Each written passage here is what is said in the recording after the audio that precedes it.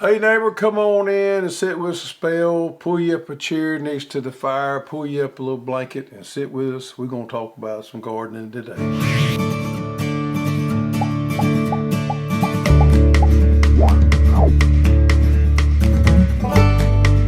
Well, I hope everybody's staying warm in this cold weather. Warming up a little bit. Warming up a little bit, yep.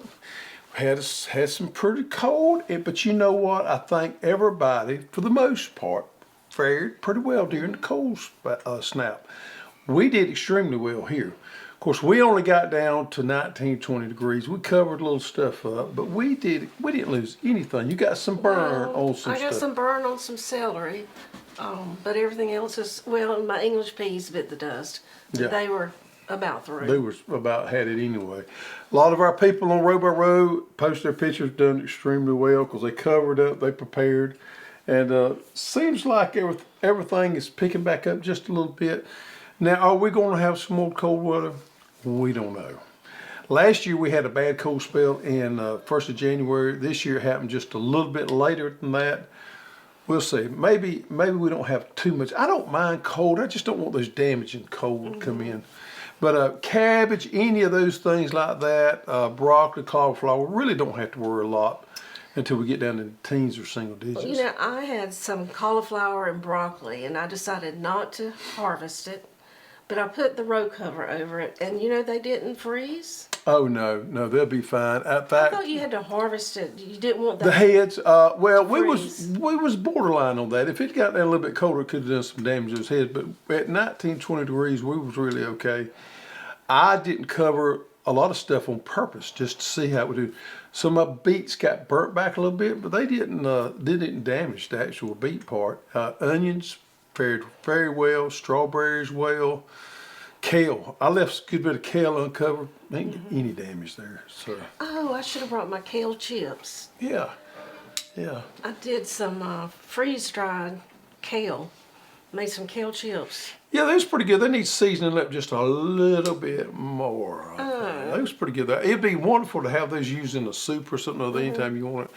So use the lacinato or the dinosaur kale if you're not familiar with it, which is probably the most popular kale for a home gardener out there. It turned out really good. Yeah, I tried some last year and it didn't work out. And I found that you need to blanch it for I did about 60 seconds. And then I put it in some cold water, dried it off, and it did really well.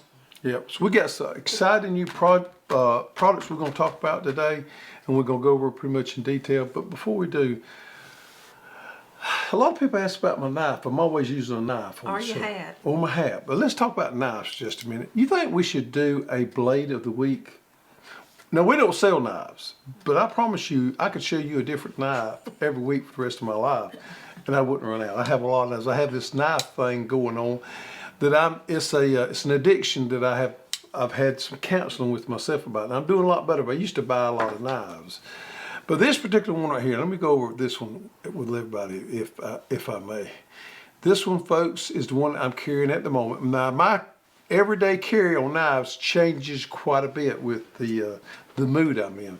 The one I've been carrying for the last 2 or 3 weeks, excuse me, is the Case Sodbuster, not the Case Junior Sodbuster, but the Case Sodbuster with this synthetic handle on it right here. Now, my relationship with Case is this right here. I only buy or carry a case that's carbon steel. I do not carry or buy the surgical steel, is what they call it. So if it's not carbon steel, I don't buy it. And if you see this tarnishing going on right here at the blade a little bit, I don't know if the light hits that just right. This thing is starting to tarnish, and it's going to turn a black color. That's just naturally what carbon steel does. See how it's starting to do that? These are some we did for Christmas presents, ain't it? Yep, but that's natural. That's the way it's supposed to happen.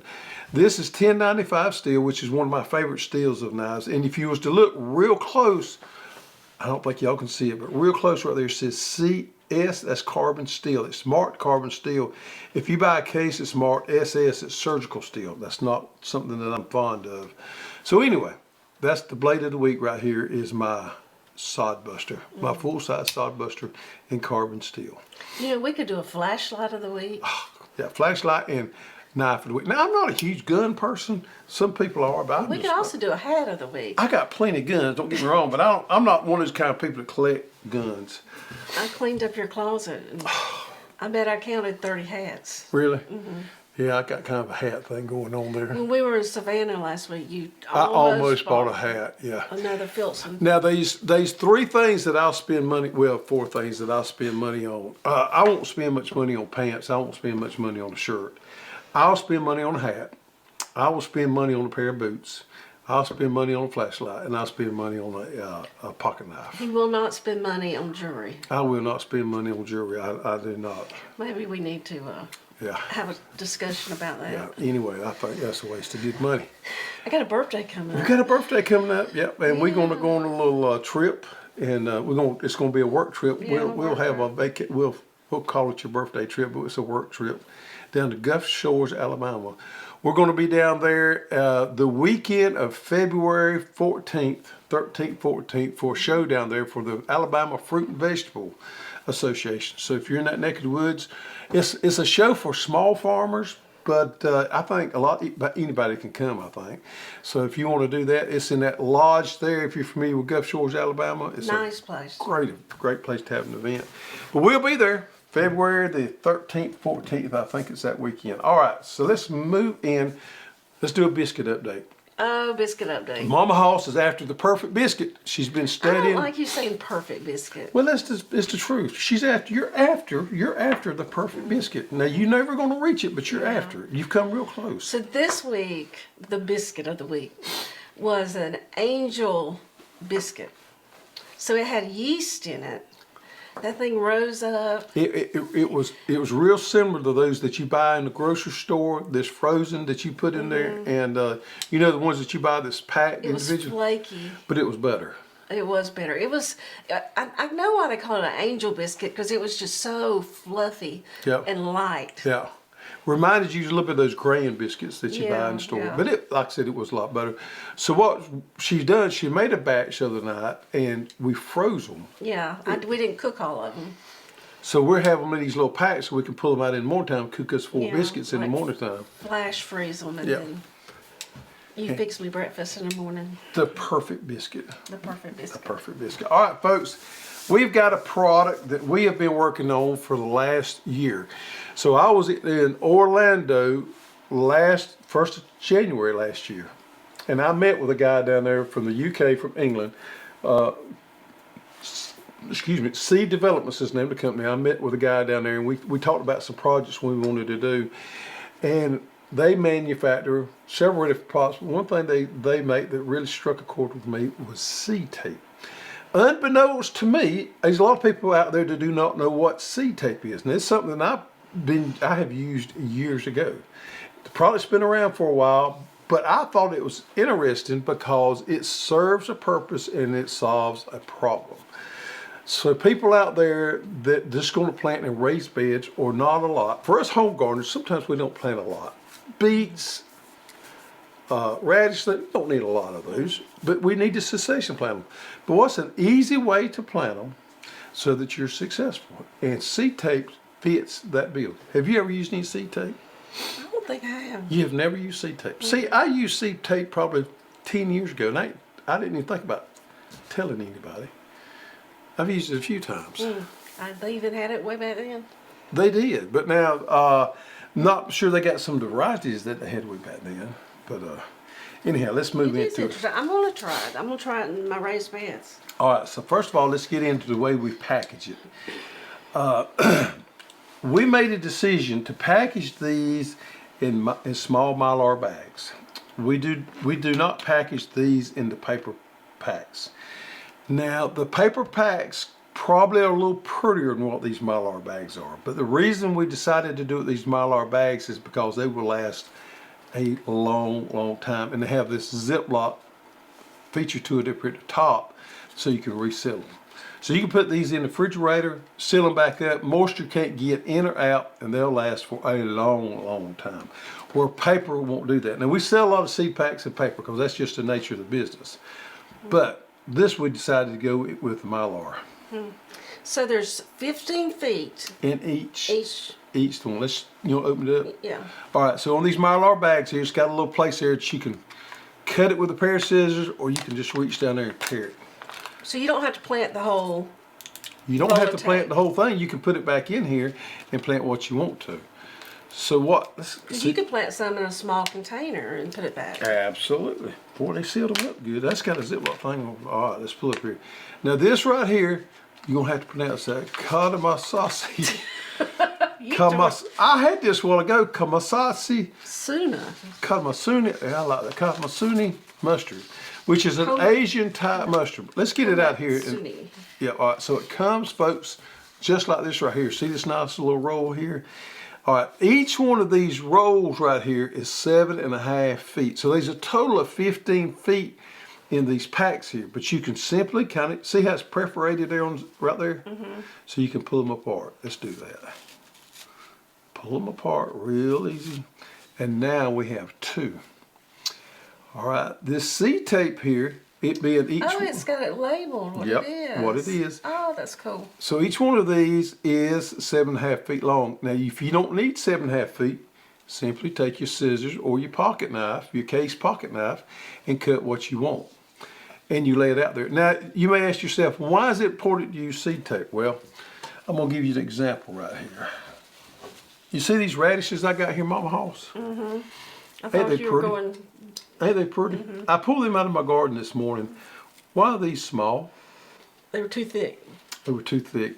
So these small seeds, such as onions, mustard, radishes, and beets, things like that, we have a tendency to plant them too thick. So a lot of times what I've done in the past is I've cut my corner on my, and carrots too, Yeah, especially carrots. I cut my corner on my thing, and you just go do the thing and do right. Well, what happens is you get your plants too thick, and you think to yourself, well, I'll come back and thin these out, but you never do that. And you end up with baby radishes and baby beets and baby carrots. And that's what I've got right here. It's baby radishes. I just ate root and all. How's your cold? My cold's better. Now these are really good, by the way. I ate several of them yesterday. Let me try one. But to grow bigger radishes and grow bigger beets and grow everything, you need spacing. Spacing is important. So that is where the seed tape comes in at. Is already spaced out in there. Now this right here, it's a little spicy, isn't it? Is the mustard. So what is this made out of? This is made out of a fabric that's biodegradable. So once you put this in there and cover it up, this kind of rots away right here. It's kind of like a tissue paper. So it won't hinder the plant. It won't hinder the plant. It actually helps the plant. You ever put seeds in a paper towel and wet them and put them on, they'll sprout. So what this does is keep contact. Moisture. It keeps contact on that seed so it will germinate better and quicker. Now, how far apart would you say those plants are? They're about 1 inch apart, right? They're about 1 inch apart. Every now and then there'll be one doubled up there, but they're about 1 inch apart there. So that's perfect spacing on what you would need on these small seeds right here. So what you would do is you would lay this down in soil, make you just a small trench, lay them in soil, and cover them up very lightly. I would say about 1/4 inch. And there you have it. Watered in good, and then it comes up in this row. They all come up at the same time, and they come up perfectly spaced. If you plant them too deep. Plant them too deep, it's like anything else. They're not going to come up. So you got to make sure that you don't plant them too deep. 1/4 inch, I think, on all these small seeds is going to be about right. 1/2 inch, you could probably get by with. Just take you a little something, draw your little fur down through there, and cover them up, lay it in there, and cover them up. Easy peasy. Another benefit of it, the birds can't eat your seed. Exactly. I didn't think about that. That's a good point. So let's think about if you got a 4x8 raised bed. That's what most raised beds are, 4x8. And you've got 15 feet of this right here. You could plant four rows in one 4x8 bed. So it's perfect for that right there. And I think on these small things like mustard, carrots, and beets, I think you get 4 rows in there pretty easy, don't you? I think so. So it's perfect for raised beds. I plant them in the flat as I do in my garden, but I think it really lends itself best to raised beds. But you can absolutely use it in containers, or as we call it, on the flat. Pretty neat, ain't it? What seeds works best in this seed tape? Most of your small seeds is that you have a problem spacing out. Now, you wouldn't necessarily want to use peas or beans because those you can place Yeah. out. Things that you have trouble. That's notorious for that. Carrots is number one. So let's go over each one of these, and then you want to put these back in there and save Yeah, them. I do because I'm gonna plant these. So you're gonna plant these. So this is what we're gonna do. We're just gonna simply fold it back up. I'm gonna plant some too this week. We want to stick them back in our Mylar bag. You gonna do a video when you plant them? I am.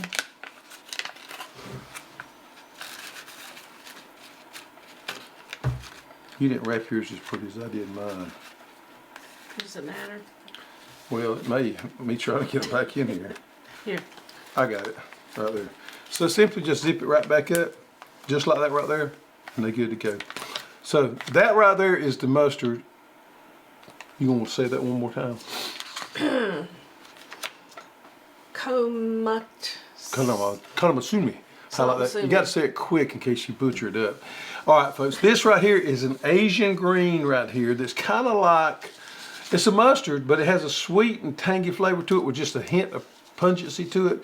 Really good for stir frying and things like that. So if you like mustards that are a little bit on the sweet side, this is a good one right here. It's an Asian style green right here, which is going to be perfect for stir fries and It things has a like that. crunchy texture. Yep. So they'll have the first one right here. All right, let's go to the next one right here. And this, my dear folks, is baby leaf greens. This right here is what you want to use for your salads. You want to open this one up? Let's open it up. Easy? Easy peasy. Easy peasy. This might be the problem with my hands. Oh no, that wasn't too bad. All right, so we see it here. I don't know that I'm gonna bust them apart. See there, we're gonna simply take it apart, kind of just peel it apart right there. And you know, if you've got friends that do raised bed gardens or a school garden, this would be ideal for school gardens because kids could take this right here and just lay it out there. It'd be easy, wouldn't it? Easy. Yeah. Now these right here is greens. These may be a little bit closer. These right here probably got 4 per inch. Because these are baby greens. You're gonna cut these as a small salad, so you want these a little bit thicker. So they've got the dark green leaves, the red leaves, and the light mix. green. Right. This is for your salads, folks, right here. 15 feet. Next one is going to be Bloomsdale spinach, and this is one of the best varieties of spinach around here. Here's the older variety called Bloomsdale, and we love spinach. We find that we like spinach about as good as we do any of the greens out there. Spinach is extremely healthy for you, but it's also good to you. Well, let's bust it up and see what it looks like. All right. These are bigger seeds. When there's spinach is a bigger seed right here. These appear to be about 3/4 of an inch apart, somewhere in there. Now they're not exact, but they're pretty dead gum close. But there again, it's all the spacing is worked in there for you. You know what you could do if you want to do double rows? Just lay it out there like that right there and not pull them apart. That's a great idea. On spinach, I can see that working. So don't pull these apart. Just lay it out there just like that right there and run you 2 rows down through there. And as I say, it has the name written on the tape. Yep. I know you can't see that, probably on camera. That's helpful. Yep, that is helpful. That's a pretty good idea. Just lay it out there like that. That may be what I do. I don't think I'm going to tear mine apart. Well, on some of it you wouldn't. Yeah. On all these, I think you could possibly get by with it. I know, I think the carrots you'd want to tear apart. Probably on the carrots, yeah. Bloomsdale spinach. Bloomsdale spinach, purple top turnip right here. Now turnips is one that you really have trouble getting too thick. Turnip seeds is little bitty seeds, and if you don't get them spaced out, then you're not going to grow much turnip root there. Purple top turnips for the Southern gardener has been around for a long time. We all love our turnip greens. Look at it, spacing on that right there. They're again about 3/4 of an inch apart. Perfect right there. Lay it out there, grow you some nice turnips. That's an heirloom, open pollinated? It's an open pollinated. Purple top's been around forever. White In fact, roots? anybody thinks white roots were purple on top. Anybody thinks about turnip, that's what they think about. It's the Old-timey. old-timey purple top variety. White Lisbon bunching onion. I happened to bring a little sample here. Not of this Oh, variety. is that the new one we grew this year? Nope. This is a variety here that's real similar. Most people can't tell it apart. But onion seeds are there again notorious for being small and hard to handle here. And we have the onions. Probably you could get by with placing the double row down just like that without tearing them apart. We're showing these seeds here probably about 3/4 of an inch apart. Now this is what you're going to grow with that. This is not the Lisbon variety, but this is one that's real similar. This is your bunching onion right here. And these actually I seeded by hand. I got them a little too thick. Yeah. That's the reason they didn't get real big. But they don't get, so I think you could, Those get a little bit bigger than these, especially if you space them out right. but I still think that would be plenty of room. I do too. The only thing I can really think of off the top of my head is carrots. All right, next one is Detroit dark red beet, which is my favorite beet variety. Get it open, Greg. Now this is one I would definitely separate, along with carrots. I would separate the beets out. Beets are a bigger seed. You can, I don't know if y'all can see it or not, but it's a bigger seed right there. Detroit red. Detroit red, which is one of my favorites. These are about an inch apart, perfectly spaced right there. Beet seeds. Now these get about 3 inches, and you might want to separate those. I would separate these. Yep, I would separate these along with my carrots right there. We love beets. We've been eating beets like crazy. All right, oak leaf salad bowl lettuce. Now this is going to make a little bigger. Most of the time you would want this to make a little bit bigger lettuce than your baby leaf we did earlier. But this has both the red and green. It has both red and green. For if you want to grow your own salad, perfect one right here. You could leave this one together, or you could pull it apart, either one. We're looking at the seeds, are probably about 3/4 of an inch apart. 1 or 2 of them may be very close together, but perfect spacing. We need to do a giveaway and give away some of these. Yeah, I think so too. Think about it. I'm excited about this right here. I think anybody that does any raised bed garden, and a lot of people don't grow these kind of things in beets and radishes and things like this time of year, and carrots. So this gives them the perfect opportunity to grow them in a raised bed. All right, here's a good one right here, one I've been looking forward to. Carrot seed, folks, is hard to get spaced out right. Here we have it right here. Rainbow blend, which is a blend of all your different colors of your carrots right here, put into a seed tape. Now these are kind of mixed up as far as spacing there goes. Still, it's going to be perfect spacing right there to give you a good, great carrot harvest, so you can grow those bigger carrots. Yes. And the rainbow blend gives you all those It's the different yellow, the white, the perfect orange, colors. and they're really sweet. Yep. I've got carrots I'm going to harvest Thursday, and I'm going to turn around and flip by being plant beets back there. French breakfast radish. Got to have some radishes in there putting out salad.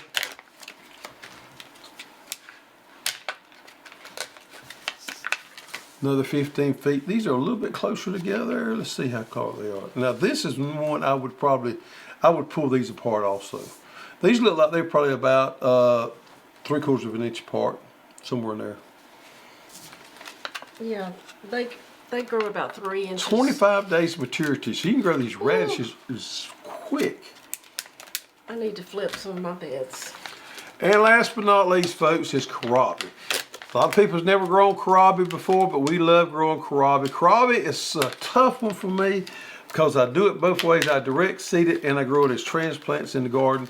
But it's kind of a tough one to grow as a transplant. I would separate that one too. I would separate this one out as two. Kohlrabi is that small seed like most of your brassicas are. Perfect spacing right there so you can grow it out. Pull this one apart and plant this one at least 6 inches or 12 inches apart there on this kohlrabi. We love kohlrabi because we roast it.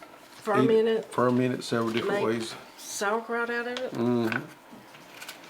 So how many of those do we have? Why don't you count them up for us? 1, 2, 3, 4, 5, 6, 7, 8, 9, 10. 10? Mm-hmm. So folks, we got 10 of these right here. We've named off all the varieties to it. Now the price on these right here is going to be $3.99 per pack. So if you got a 8-foot raised bed and you want to completely plant it in one variety, which would be 15 foot of tape, it's going to cost you $4 to do that. And I can promise you, it's going to yield you a lot of return there. But it's not just for raised beds. Not just for raised beds, but I think it's perfect for raised beds. Fair. I'm gonna plant some in raised beds and some on the flat as well. So what's a good question they can answer, and we'll give away some of these. Oh, I don't. Let's do this right here. I'd like to know the favorite carrot variety. Put your favorite carrot, and then we'll do a drawing on that. You want to do that? Let's do that, and then we're gonna give away what we're gonna give away on these. One of each. One of each. That's gonna be $40 worth of seed. You want to do that? I was thinking about doing like Let's do one of each. one of each. One of each. Well, let's give away 10 seed packs there, one of each. But let us know your favorite variety of carrot, because we're doing some experiment now with some new varieties of carrot. And if you got a favorite variety of carrot out there, or if you don't have a favorite variety of carrot and you've never grown carrot before, put one out there that you think you would like to grow, and we'll do an automated drawing off the carrot varieties. How about that? For next week. For next week, we're going to give away 10 packs. That's going to be a lot of seeds. People going to have enough to grow their own and to share with their neighbors.